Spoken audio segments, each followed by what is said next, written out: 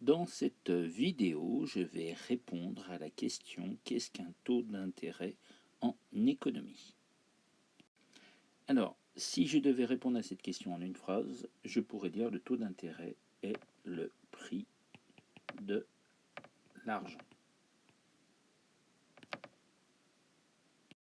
En effet, l'argent peut être considéré finalement comme une marchandise qui va s'échanger donc sur un marché où on va avoir des acheteurs et des vendeurs, on va avoir un prix. En effet, sur tout le marché, par exemple, prenons le marché par exemple des glaces, on va avoir d'un côté donc ceux qui vendent,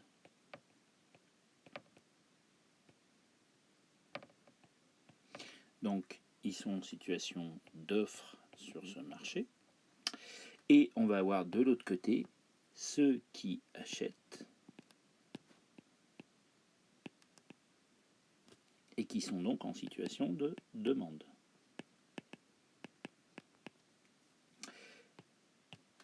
Donc on a l'offre, on a la demande de glace, et la rencontre des deux va former un prix, c'est-à-dire qu'il faut qu'il y ait un prix qui permette à l'offre d'être égale à la demande.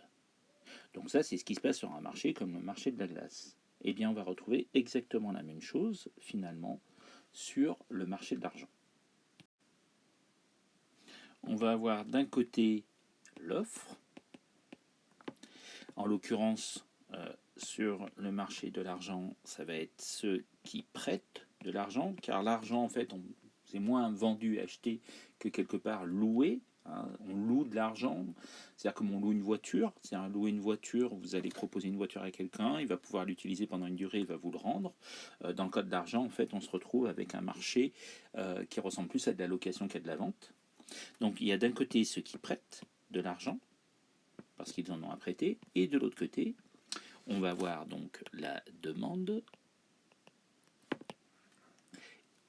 d'argent, donc, et là, c'est ceux qui empruntent. Donc, on a bien, comme sur tout marché, une offre et une demande, et elles vont se rencontrer autour d'un prix. Et le prix, justement, des sommes d'argent qui vont être prêtées et empruntées s'appelle le taux d'intérêt. Le taux d'intérêt, c'est le prix auquel vont s'échanger des sommes d'argent qui vont être prêtées d'un côté et empruntées de l'autre. Alors, on utilise un terme plus technique, hein, on dit, plutôt que de parler d'argent, on dit que ce sont les fonds prêtables en économie. Mais les fonds prêtables, hein, en fait, c'est les sommes d'argent qui vont être empruntées ou prêtées sur ce marché. Alors, ce qu'il faut ajouter, et c'est important, c'est que le taux d'intérêt, c'est donc un prix, et comme tout prix, il va avoir deux faces. C'est-à-dire que le taux d'intérêt, ça va être un revenu pour celui qui prête, hein, du côté de l'offre.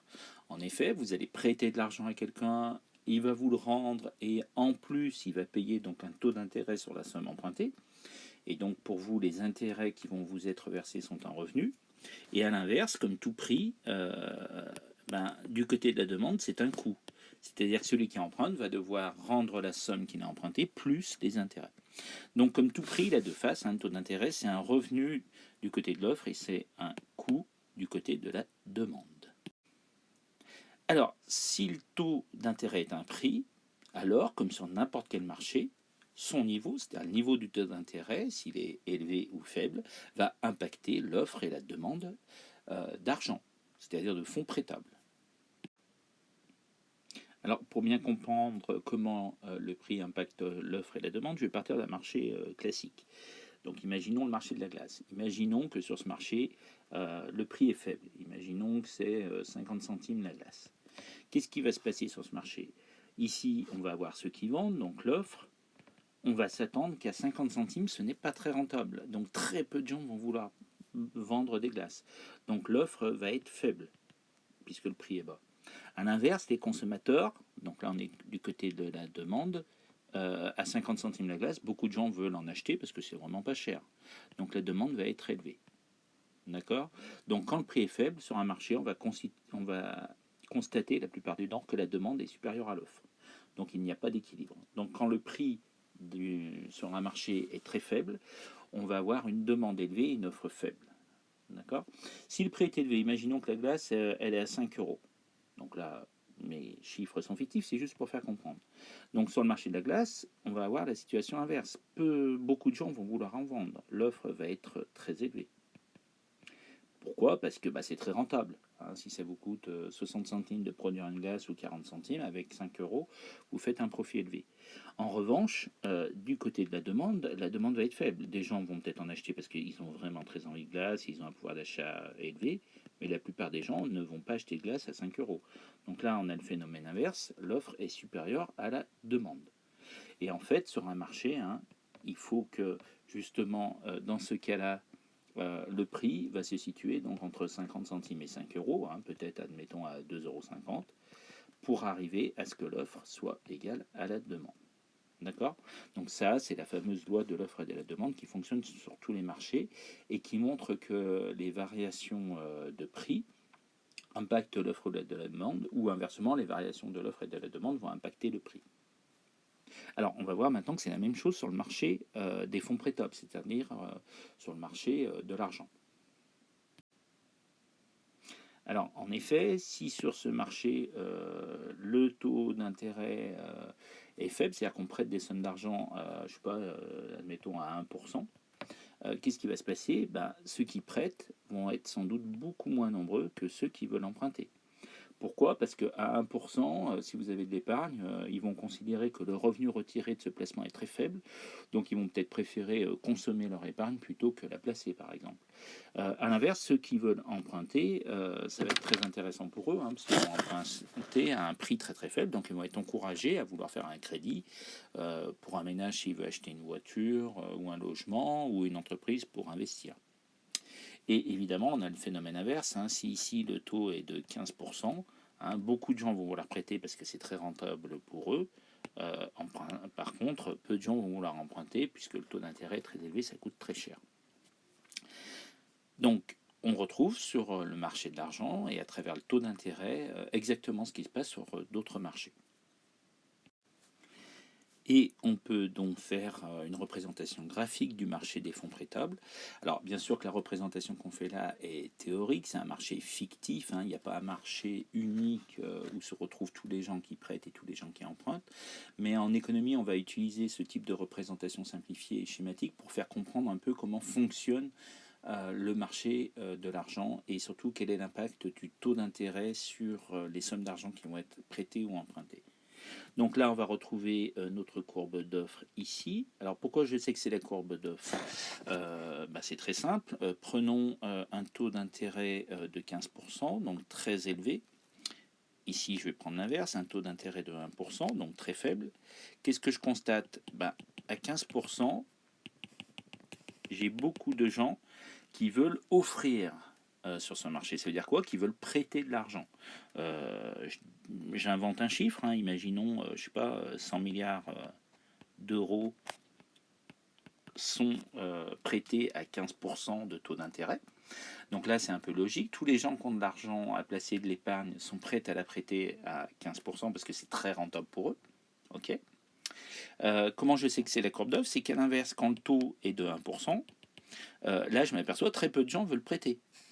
Peut-être 5 milliards d'euros seulement. Donc là, j'ai bien le phénomène que j'ai décrit précédemment. Taux d'intérêt élevé, offre élevée, d'accord. Taux d'intérêt faible, offre faible. Et c'est cohérent par rapport à ce qu'on a dit. Donc ici, je vais avoir la courbe de demande. Et là aussi, je peux faire la même lecture, c'est-à-dire que je vois quand c'est 15%, j'ai très peu de gens qui veulent emprunter parce que ça coûte très cher. Donc la demande faible, 5 milliards d'euros seulement, d'accord. Alors là, je peux faire les points pour que ce soit plus clair. Hein. Et inversement, à 1%, beaucoup de gens veulent emprunter. Donc là, la demande va être très élevée. D'accord. Qu'est-ce qui se passe? 1%, ça coûte vraiment pas cher, donc beaucoup de gens veulent emprunter. Donc il y aura par exemple 100 milliards d'euros en tout d'emprunts potentiels. Mais comme à 1%, on voit que l'offre est que de 5 milliards, en fait, la transaction n'aura pas lieu. Donc on s'aperçoit, comme sur tout marché, qu'il y a un moment où l'offre et la demande vont se croiser, puisque l'offre est une fonction croissante du prix, c'est-à-dire plus le prix est élevé, plus l'offre est élevée sur un marché, et inversement, la demande est une fonction décroissante du prix, plus le prix est bas, plus la demande augmente, pardon. Donc il y a un moment où mécaniquement les deux courbes vont se croiser. Et là on voit par exemple ici qu'on arrive à un prix d'équilibre. Alors je sais pas, admettons c'est 7%, hein. Là tout ce que je dis là est fictif, hein. Mais voilà, imaginons sur ce marché fictif, on voit qu'il y a 7%, et là ils vont s'échanger, je sais pas, admettons 400 milliards d'euros. Donc j'insiste, hein, mes chiffres sont fantaisistes, mais leur ordre de grandeur par contre est cohérent. D'accord. Donc là, on s'apercevrait que sur ce marché-là, à 7%, ça serait le taux d'intérêt, hein. Le prix ici, c'est le taux d'intérêt, hein. Ça, c'est important que vous l'ayez compris. On est sur le marché des fonds prêtables, donc les sommes d'argent qui sont prêtées et empruntées. Et bien, on s'apercevrait que sur ce marché, à 7%, 400 milliards d'euros sont échangés et l'offre est égale à la demande. Voilà comment on peut voir que finalement, le taux d'intérêt est bien un prix sur un marché.